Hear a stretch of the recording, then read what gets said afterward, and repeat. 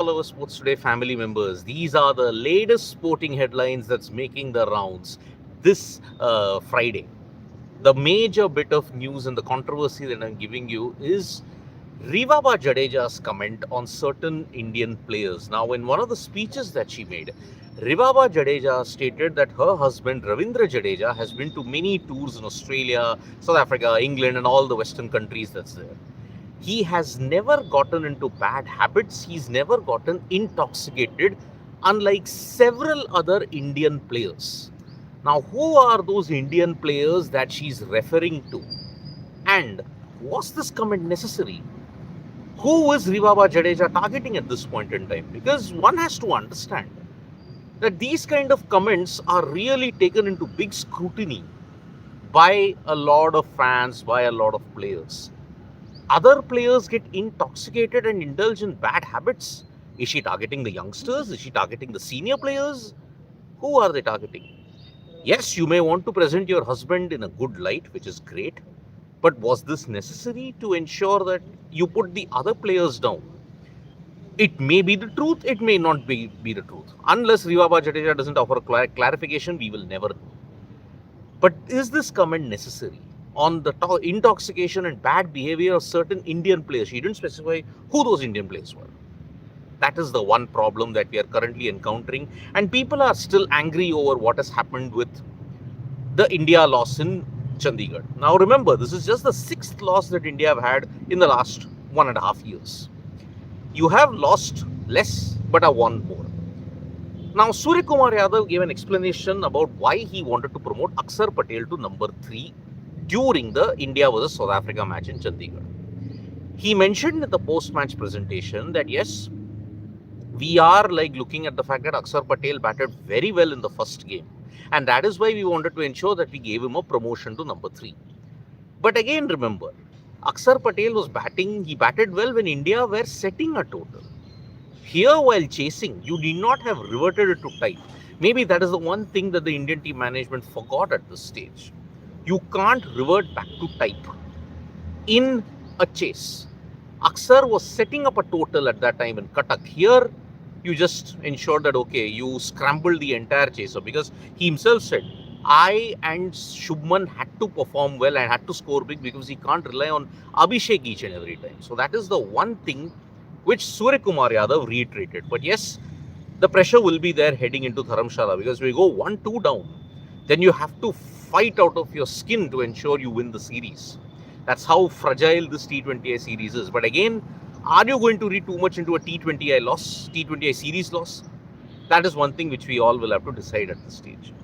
Then Hardik Pandya has gotten a lot of criticism, because Irfan Pathan has mentioned that yes, when the ball is sticking and when he doesn't do that much of strike rotation, does it mean that he should bat in that particular position? And the way how he goes about it, well, Hardik Pandya, yes, he did struggle in this game. He struggled in the Chandigarh game to just rotate the strike, but it's just coming off 2 days before when he played a great knock. Now, what do you do in this particular kind of a situation? Is the justification, is the criticism merited of Hardik Pandya at this point in time? Yes, no one can deny the fact that he struggled in the Chandigarh game. So, what will you do with Hardik Pandya then if he has this kind of a particular lean patch? With the bat, yes, that was the one good knock that he had. But prior to that, his returns with the bat have been okayish. It's not been great. So, at this point in time, Hardik Pandya, the criticism that Irfan Pathan is doing, but again, we have to remember, we have to take Irfan Pathan criticism of Hardik Pandya with a pinch of salt. He's been criticizing Hardik Pandya for a very long time. And that's why this is a problem at this point in time. So that is about what is happening in the Indian cricket system at this point in time. Now, we are heading into the next game in Dharamshala. The Indian cricket team are going to travel tomorrow. Day after tomorrow, there will be the press conference that's going to be held at this stage. Then New Zealand have managed to win against West Indies by 9 wickets. It was a wonderful performance. Jacob Duffy took 5 wickets. No heroics from the West Indies from the Christchurch game, and that is why you now have West Indies trailing the series 1-0. Only one more game to go, so that's why they cannot win the series. But they can hope to win in Mount Maunganui Bay Oval. The final test match is there on 18th of December. Let's see how that pans out. As far as Australia are concerned, they are building up for the Ashes encounter, and let's see what will their playing 11 be like. How will they ensure that Michael Neser gets a game? How will they ensure that Brendan Dockett gets a game? Nathan Lyon is coming back. Pat Cummins is coming back. So that is why this is a wonderful situation that Australia facing. One more win or a draw, the Ashes is theirs all over again. So that is the thing that we are looking at this point in time. Now, as far as other sports is concerned, well, there is some breaking news, and as far as some development is concerned, over a 3-year-old becoming the youngest FIDE rated player. Now, this kid from MP has managed to break Anish Sarkar's record, but now there is a complaint that FIDE have launched. So that is where now you have to now question the credentials of the kid, whether the tournament that he was playing in, is that going to be under scrutiny? The academy where he's going training in, is that going to be under scrutiny? Coach and father have denied the allegations that yes, something wrong had happened. So I'll be doing a special video on that as well. So do check that out. India will be taking on South Africa in the Squash World Cup that's taking place in Chennai currently, and that's why India are looking in a great position to ensure they finish the year on a high. Then when you look at what is going on in the WTT finals, unfortunately, Diya Chitle and Manusha are not doing that well at this point in time. So it's a big loss. But then just being in the WTT finals is really a good feeling for them. So that's how I look at this situation. That's like, yeah, they couldn't win, but then you're facing two Chinese doubles guys. How will you win against them if you don't have the proper this thing? You haven't faced them on a consistent basis. So that is one thing on Diya Chitle and Manusha at this point in time. And Messi's GOAT tour will begin from tomorrow morning itself, 1:30, 13th of December. He's going to come first to Hyderabad. Then he will have a session with Revant Reddy. He'll play football with him. He's going to go to Kolkata, where he's going to have a 2-day feast there. He's going to go to Hyderabad. Then he's going to go to Mumbai, and he's going to come to Delhi on the 15th. So yes, whoever wants to go on the Messi GOAT tour, you're all welcome, and we'll be bringing you all the updates there as well. Raj is saying BCCI appointed Gambhir as coach without enough experience just because he won IPL. In that case, is Dinesh Karthik our next coach, as he mentored RCB to the title? See, we are not going to talk about coach changes at this point in time because we don't know what the future holds. If Gambhir doesn't win the T20 World Cup, then I think his days are numbered. His days are numbered as the coach of the team. How confident are we coming in the upcoming T20 World Cup? See, if you win the series, then I think you might want to sweep a lot of things under the carpet. If I have to look at the Indian psyche at this point. See, you do start as the favourites. I mean, in the last 1.5 years, you have been one of the best teams in the world. So, will you forget that? I don't know at this point. But winning 2 back-to-back T20 World Cups is not easy. Let me just tell you at this point. Raj is saying, look at Australia. They appointed Vettori, who's very experienced and tactical, and the results are amazing. But if you look at it, Raj, they have not done well in the ICC T20 World Cup since 2021. I'm sorry. Bilaterals also, they have been very hot and cold. Yes, they have won 9 series prior to the India one, but then they lost the India series as well. So that's the thing. Satvik Bagaria, how can someone remove Sanju Samson from the playing level? He had scored 2 centuries in South Africa last year. But last year seems to be a distant memory, my friend. Every passing time, every passing month is like a new era in T20 cricket. That's how fast-paced the format is. So he had done well in South Africa, but he unfortunately didn't do well against England. That is where I think the alarm bells started to ring. That's the problem, I would say.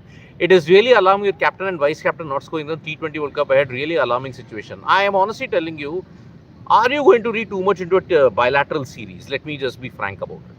I don't know. How will you read too much into tell me honestly, Gill deserves a spot in the T20 World Cup ahead of Sanju Samson and Yashasvi Jaiswal?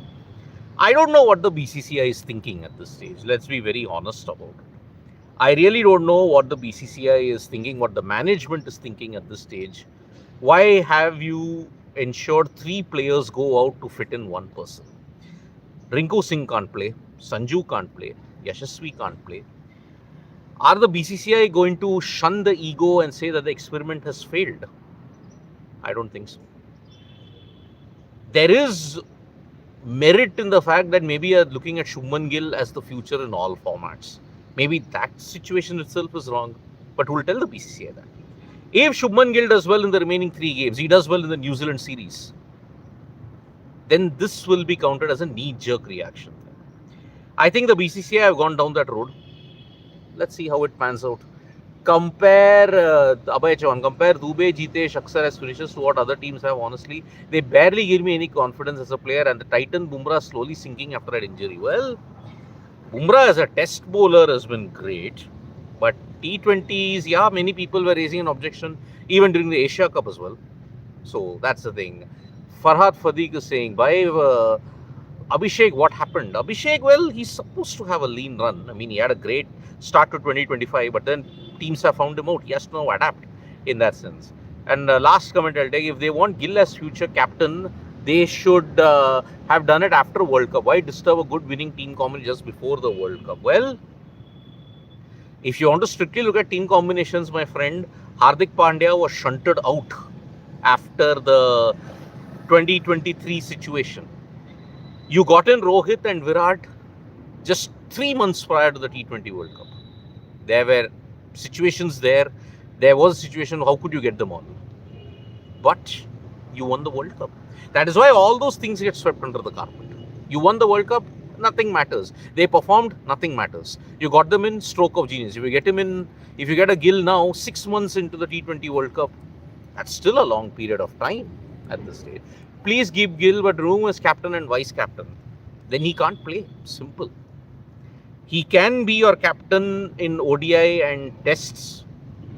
And that is what Ryan Tendeskate mentioned. He did well in the test matches. He was too tight. He wanted to be in that position, but he adapted in T20. He's shunning all that, and he's now going to go gung-ho about it.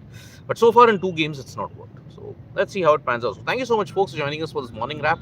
Subscribe to Sports Today for all the latest news and analysis. And if you remove Gill as the ODI captain, who's your captain? Let's see how it goes. So bye-bye. See you soon.